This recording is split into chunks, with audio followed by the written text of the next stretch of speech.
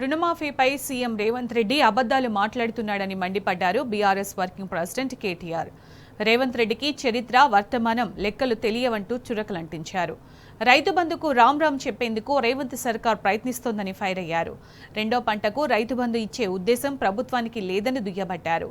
రైతు ఆత్మహత్యలపై తప్పుడు లెక్కలు చెబుతున్నాడని ధ్వజమెత్తారు.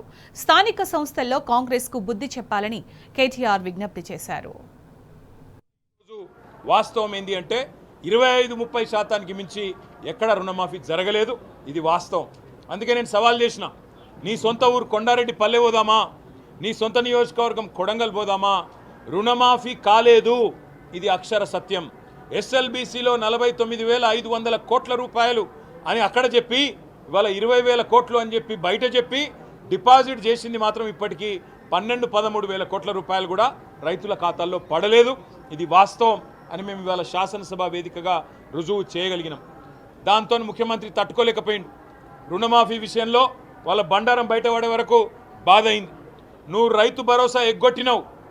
ఆ రోజు ఇదే ముఖ్యమంత్రి అన్నాడు, ఎవడయా అవులగాడు, ఎవడయా దివానగాడు, రైతు బంధు బంద్ అవుతుందని చెప్పిన అవులగాడెవడు, దివానగాడెవడు అని నోరు బారేసుకున్నాడు ముఖ్యమంత్రి రేవంత్ రెడ్డి.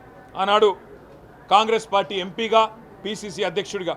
ఇవాళ నేను అడిగిన సూటిగా, మరి ఇవాళ వానాకాలం రైతు బంధు ఎగ్గొట్టిన అవులగాడెవడు, వానాకాలం రైతు బంధు ఎగ్గొట్టిన దివానగాడెవడు చెప్పాలి వ్యవసాయ మంత్రి గారు అని చెప్తే ఏం చేయాలనో తెలియక ఇవాళ నోటికొచ్చిన కారు కూతలు, అక్కస్సుతో కూడిన మాటలు. ఆయన ఏమన్నాడు ఎలక్షన్ ముందు, డిసెంబర్ 9 నాడు రుణమాఫీ చేస్తా అని చెప్పిండు. ఇప్పటిదాకా తీసుకొని రైతులుంటే ఉరుక్కుంట పోయి తెచ్చుకోండి, రుణమాఫీ నేను చేస్తా అని చెప్పిండు.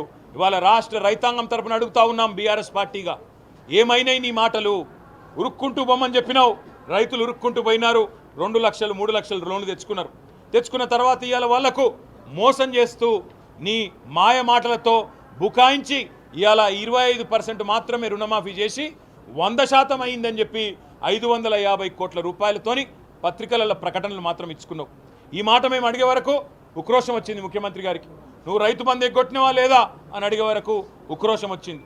నువ్వు రుణమాఫీ చేయని మాట వాస్తవం కాదా అంటే ఉక్రోషం వచ్చింది. తట్టుకోలేక పచ్చి అబద్ధాలు చెప్తా ఉన్నాడు. ఆఖరికి తెలంగాణలోని రైతు ఆత్మహత్యల మీద కూడా అబద్ధాలు చెప్పే దుస్థితికి ఈ ప్రభుత్వం దిగజారింది. 2014లో మాకు ఆనాడు అధికారంలోకి వచ్చిన తర్వాత ఆ రోజు రైతు ఆత్మహత్యలు సంవత్సరానికి ఎన్సీఆర్బీ ప్రకారం, నేషనల్ క్రైమ్ రికార్డ్స్ బ్యూరో ప్రకారం 2014లో 1348 రైతు ఆత్మహత్యలు జరిగినాయి. 2015లో 1400, 16లో 645, 17లో 851, 18లో 908. అక్కడికి వెళ్ళి రైతు బంధు స్టార్ట్ అయింది. రైతు బంధు స్టార్ట్ అయినాక 2019లో 499, 2020లో 471, 2021లో 359, 22లో కేవలం 178. ఇది రైతు బంధు, రైతు బీమా ప్రభావం కాదా? ఇది పెరిగిన వ్యవసాయ విస్తరణ ఫలితం కాదా? ఇది అందుబాటులోకి వచ్చిన చెరువుల కింద వచ్చిన సాగు, అందుబాటులోకి వచ్చిన కాళేశ్వరం లాంటి ప్రాజెక్టుల వల్ల స్థిరీకరించబడ్డ సాగు కాదా? వ్యవసాయం కాదా? ఇది ప్రామాణికం కాదా? భారతదేశంలోనే హైయెస్ట్ పర్సెంటేజ్ ఆఫ్ రిడక్షన్ 11.1% ఉండే మేము అధికారంలోకి వచ్చినాడు రైతు ఆత్మహత్యల్లో తెలంగాణ యొక్క భాగస్వామ్యం. దాన్ని 1.57% తగ్గిస్తే దాన్ని కూడా చిన్నగా చేసి చూపే ఒక చిల్లర ప్రయత్నం ఈరోజు రేవంత్ రెడ్డి చేసిండు. నేను చెప్పేది ఒకటే, ఈ దివాలా కోరు ముఖ్యమంత్రికి చాలా అడ్డగోలు మాటలు మాట్లాడిండు కేసీఆర్ గారి గురించి, మా పార్టీ గురించి. ఈ చిల్లర మాటలు ఎందుకు మాట్లాడుతుండో మాకు తెలుసు. ఆయనకు పాపం బర్దాష్ అయితలేదు. బీఆర్ఎస్ పార్టీ ఈరోజు రాష్ట్ర వ్యాప్తంగా తీసుకున్న కార్యక్రమాల వల్ల ఆయనకు నిద్ర పడతలేదు, మనసున పడతలేదు. ఏదేదో మాట్లాడిండు, ఊరేయాలి అంటాడు, ఏదో చేయాలంటాడు. నాకైతే అనుమానం ఉంది. నేను రేవంత్ రెడ్డి కుటుంబ సభ్యులకు కూడా విజ్ఞప్తి చేస్తూ ఉన్నా, దయచేసి ఎక్కడో దూరం లేదు, ఎర్రగడ్డ దగ్గరనే ఉన్నది, తీసుకుపోండి, ఇడిచిపెట్టకుండా ఇట్లా రేపో ఎల్లుండే ఉన్న కరిస్టెట్ కూడా ఉన్నాడు చూస్తుంటే తప్పకుండా తీసుకుపోయి చూపెట్టండి, కాపాడుకోండి పాపం. ఎందుకంటే చిన్న వయసులో ఉన్నాడు ఇంకా, కాబట్టి కాపాడుకోమని చెప్తా ఉన్నా. ఒకటి మాత్రం వాస్తవం, నువ్వు ఎన్ని ప్రయత్నాలు చేసినా, ఎన్ని కేసులు పెట్టినా, మమ్మల్ని ఎన్ని తిట్లు తిట్టినా, ఎన్ని శాపనార్థాలు పెట్టినా, పిల్లి శాపాలకు ఉట్లు దిగాయి.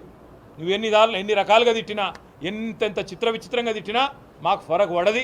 నీ 6 గ్యారంటీలు, నీ డిక్లరేషన్లు, నీ 420 హామీలు, నువ్వు ఇచ్చిన ప్రతి హామీని వదిలిపెట్టం. నిన్ను, నీ కాంగ్రెస్ పార్టీని నీడలాగా వెంటాడుతూనే ఉంటాం, ప్రజల తరపున ప్రశ్నిస్తూనే ఉంటాం.